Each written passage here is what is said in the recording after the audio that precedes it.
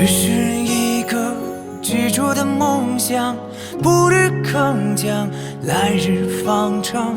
这是一个忠诚的信仰，昂首向前，期待远方。为了真理，为幸福奋斗，哪怕再大的风，再高的浪，从不会迷茫，从不彷徨。世界的明天充满阳光，我迎着风坚定信念，感受光芒。我看到如此真实，如此美好的未来。我迎着风坚定信念，拼尽力量。我知道美好愿望不会辜负了时光。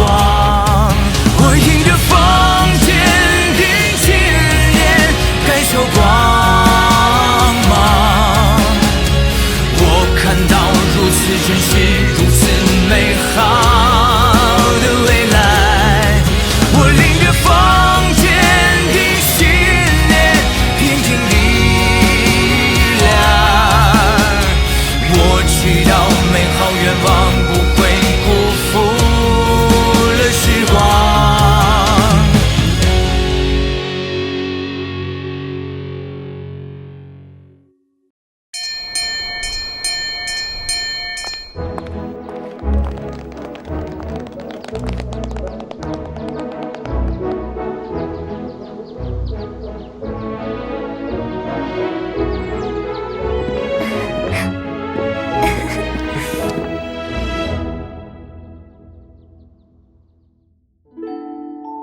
1843年10月，马克思和叶尼度完蜜月后迁居巴黎，与卢格一起创办了德法年鉴。卡尔，还不睡吗？你已经在这里坐一整天了。我简直太兴奋了！德法年鉴的每一篇投稿，都散发着自由和解放的气息。特别是这一篇《国民经济学批判大纲》，很有启发。我得继续加强政治经济学的研究了。还能启发你？作者是谁？作者恩格斯还有点与众不同。据说他是个工厂主的儿子，却愿意为工人说话，观点跟我也很像。啊，我真好奇，恩格斯是个什么样的人？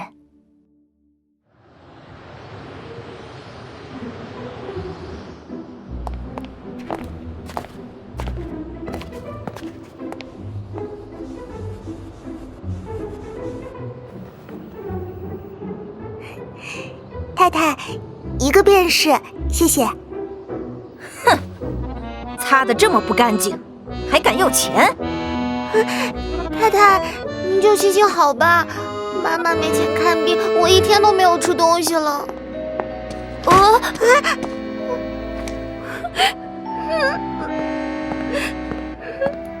小姑娘，能帮我擦擦鞋吗？先生，一个便是，您会给钱吧？当然。小姑娘，你叫什么名字？先生，我叫贝蒂。美丽的名字。哎，小贝蒂，你的脸和耳朵怎么了？我在工厂里做工，从早上5点一直干到晚上10点。有一天我太累就睡着了，工厂主惩罚我，就用火钳烫我的脸，还把我的耳朵钉在柜台上，很疼，钻心的疼。我挣扎，耳朵就成这样了。先生，请把另一只脚放上来。啊，不用了，小贝蒂，你已经擦完了，擦得可真干净。喏，这是给你的。5个便是，这太多了，先生，我只要1个便是。孩子，拿着吧，去给妈妈看病。真的吗？我终于有钱给妈妈买药买面包了！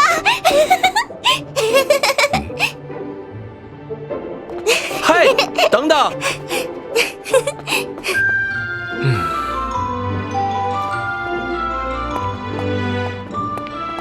小贝蒂，我送你回家吧。好啊，谢谢。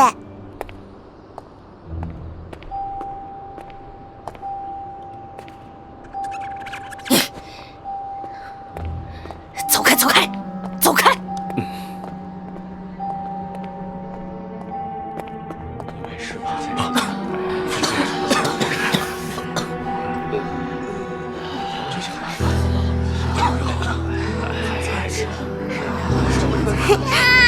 妈妈，你还好吗？我跟你说，今天我遇到好人了。我们不但有钱买面包，还有钱给你买药。奴隶和工厂工人的唯一区别是，奴隶被一次性卖掉，工人则一天一天的出卖自己。人创造了宗教，而不是宗教创造人。人就是人的世界，就是国家、社会。马克思，你是对的。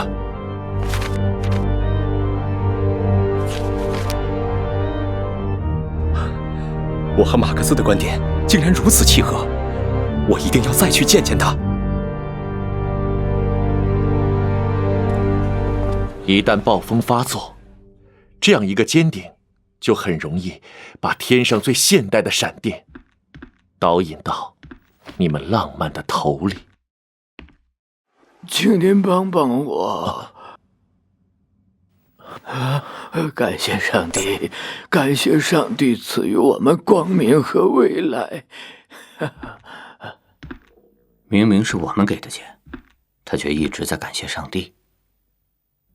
别和乞丐计较这个，这些可怜人在现实里面没有活路，只能向上帝寻求慰藉。宗教就是人民的鸦片。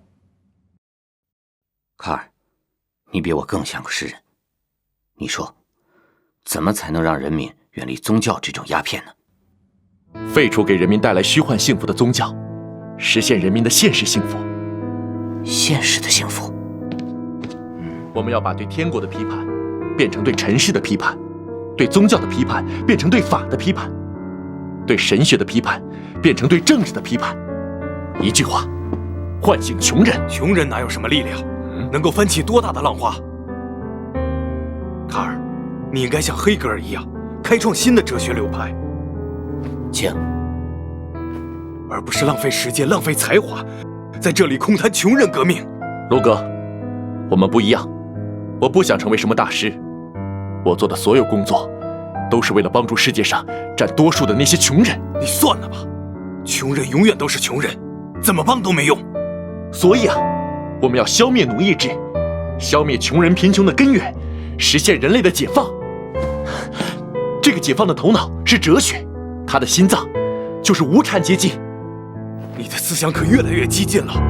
我来就是要告诉你，你的这些想法已经惹恼了普鲁士政府，他们没收了我们的德法年鉴，还给法国政府施压，不但要封禁杂志，还要驱逐我们，我们自身都不保了。马克思先生，你还在这里想解放穷人，你还是先把自己解救了。我们不一样，真是不可理喻。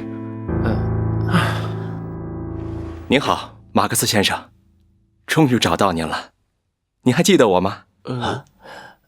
看来您真是没记住我。我是弗里德里希·恩格斯。还记得我去年去莱茵报找过您吗？嗨，恩格斯先生您好。上次的事实在是抱歉，当时我正生着青年黑格尔派的气呢，你又说你是青年黑格尔派，正好撞到枪口上。原来如此。不过你的国民经济学批判大纲真让人印象深刻，完全没有青年黑格尔派的味道。真是后生可畏啊！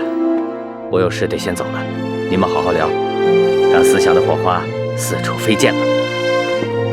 诗人的直觉告诉我，这一定是一次伟大的见面，你们一定能创造一个新时代。恩格斯，我很好奇，你一个工厂主的儿子，不去好好挣钱，怎么去替工人和穷人说话？卡尔，我也很好奇，你一个律师的儿子，不去替富人打官司，怎么研究起哲学来了啊？或许我生来叛逆，人应该掌握自己的命运，应该追求属于千百万人的幸福，而不是可怜的、有限的、自私的乐趣。卡尔，其实我还没太想明白，看到工人们所受的苦难，看到他们由于劳动而变得坚实的形象，就让我觉得他们发着光。这种光射进心里，让我仿佛看到了光明的未来。总有一种力量，让我去同情他们，帮助他们，支持他们。其实，工人本身就是一种力量，他们发出来的就是人类崇高的精神之光。一旦他们在获得了哲学这把精神武器，将会照亮全世界，解放全人类。对，你看，这是我正在写的英国工人阶级状况。这一年，我几乎走遍了曼彻斯特的工厂和贫民窟。我看到工人每天工作10几个小时，童工现象非常普遍，工人的生活非常贫困，工作条件非常艰苦，而不劳而获的工厂主生活却是另外一番状况。这真是一个奇怪的现象。劳动为富人生产了奇迹般的东西，但是为工人生产了赤贫。劳动生产了宫殿，但是给工人生产了棚舍。劳动生产了美，但是使工人变成畸形。劳动生产了智慧，但是给工人生产了愚钝和痴呆。这种劳动是异化的。精辟！异化劳动，异化劳动让工人们喘不过气来，已经开始反抗了。前不久，西里西亚的纺织工人们发出了反对私有制的呼声，痛斥资本家的残酷剥削。工人们捣毁工厂主的住宅和机器，焚烧了票据、账簿和仓库，拿着简陋的武器和政府军展开了搏斗，表现得十分顽强和勇敢。太棒了，恩格斯！这里面都是我接触不到的一手素材。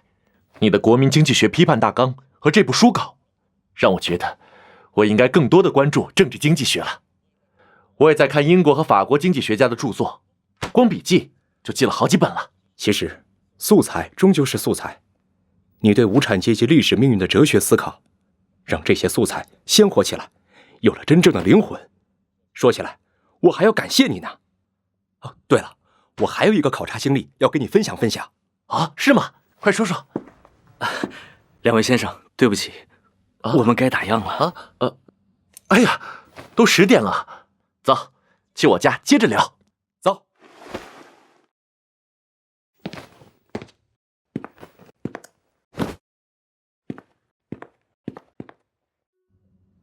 卡尔，你的逻辑清晰利落，你的房间怎么乱七八糟呢？嘿嘿嘿，哎，别管他，我们接着聊工人们的状况。觉醒的工人反抗剥削、追求平等的这些行动，被人称作工人共产主义，也有人把它叫做社会主义。这些关于社会主义的观点，远一点的像圣西门、傅里叶，近一点的像普鲁东，我很早就注意到了。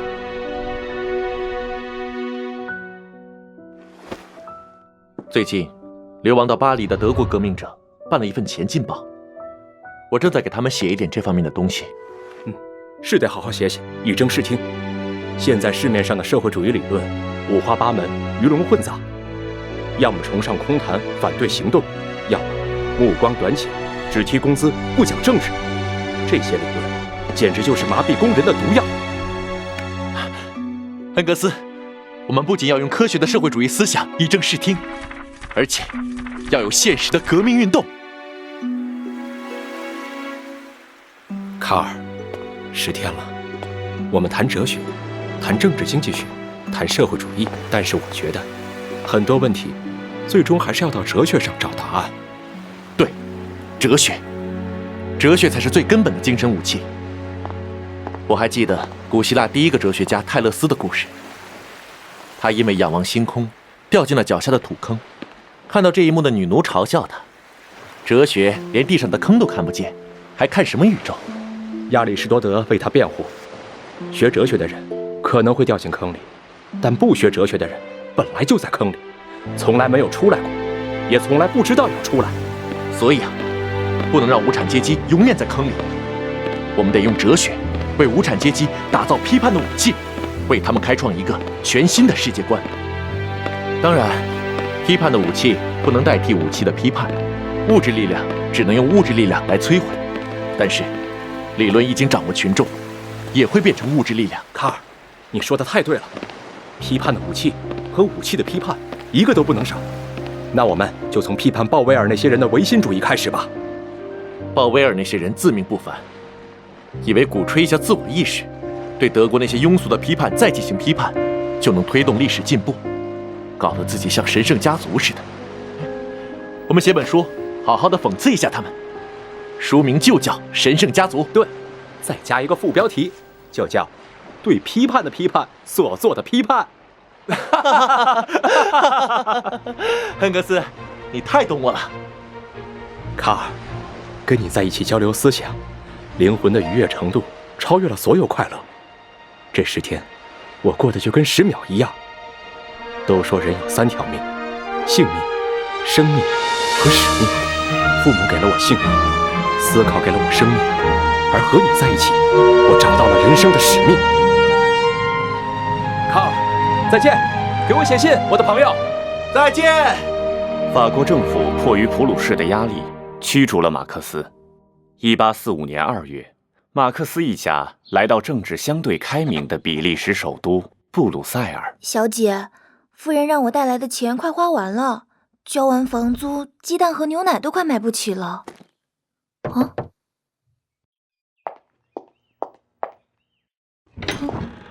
这位先生，请问您找谁？啊，你应该就是马克思的夫人燕妮吧？我是马克思的朋友，弗里德里希·恩格斯。哦，您就是那个不一样的工厂主恩格斯先生啊！卡尔几乎天天提到您，终于见到您了，快进来。谢谢。恩格斯，你怎么来了？啊，卡尔，我想尽办法摆脱了我的工厂主老头和那些鬼商业，我现在终于自由了。哎，对了，你在信里跟我说总是为钱发愁，你看，神圣家族的稿费到了，钱不是问题了。太好了，我们可以安心的打造全新的世界观了。走，我们到书房里去聊。你说对吗？你们不打算把稿费分一点给费尔巴哈？费尔巴哈不是给了你们不少启发吗？我们批判鲍威尔这些神圣家族的时候，费尔巴哈的唯物论还真是给了我们不少弹药呢。几个月前，我们还真是费尔巴哈的信徒，但现在我对费尔巴哈的唯物论也不感冒了。费尔巴哈也不是彻底的唯物论者，他在自然领域看起来是唯物的，但是在社会历史领域却是唯心的。他不懂得历史是人活动的产物，人具有主观能动性，可以通过实践来改变历史。没错，看来社会历史领域也需要辩证法，辩证法和唯物论合二为一才是正确的。全部社会生活的本质是实践的，人的社会实践才是历史发展的动力。对，哲学家不能只是用不同的方式解释世界，我们要通过社会实践去改变世界。实践改变世界，实践改变世界。卡尔，你真是个天才！我看到了全新世界观的萌芽。恩格斯，我们一起让这个萌芽变成参天大树吧。看来费尔巴哈拿不到他那份稿费喽。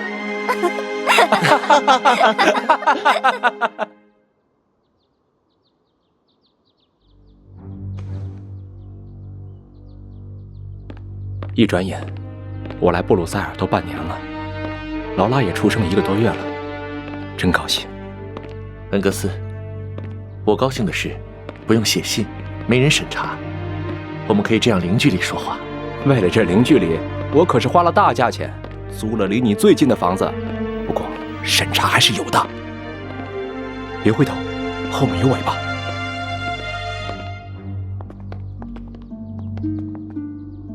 估计我们去伦敦见宪章派和正义者同盟领导人的事，又让他们紧张了。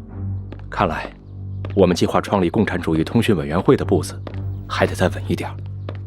革命行动的步子可以稳一点，但是理论研究的步子还得再快一点。最近，青年黑格尔派和各种五花八门的社会主义者又在蛊惑人心，把工人们的思想搞得更乱了。我们得彻底清算过去的哲学信仰，与黑格尔的唯心主义和费尔巴哈的唯物主义划清界限，用全新的世界观重构德意志的意识形态。人们在自己生活的社会生产中发生一定的、必然的、不以他们的意志为转移的关系，即同他们的物质生产力的一定发展阶段相适合的生产关系。这些生产关系的总和构成社会的经济结构，即由法律的和政治的上层建筑树立其上，并有一定的社会意识形式与之相适应的现实基础。生产方式是一个社会的物质基础，生产力与生产关系、经济基础和上层建筑之间的矛盾运动，推动着人类社会的发展。卡尔，这完全是一个全新的世界观，也是一个彻底的唯物历史观，把唯心主义从它最后的避难所，也就是社会历史领域赶出去了。我们回去把这个全新的世界观写出来。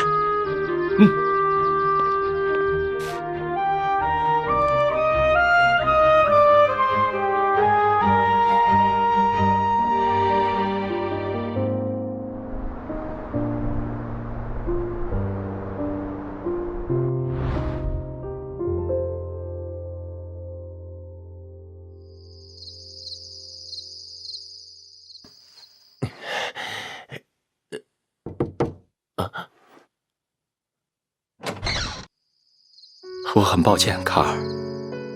那些出版商看不懂我们的全新世界观。没关系，恩格斯。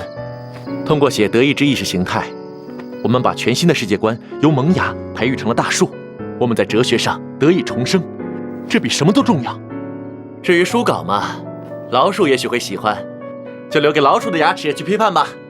两位先生，该吃饭了。走，好。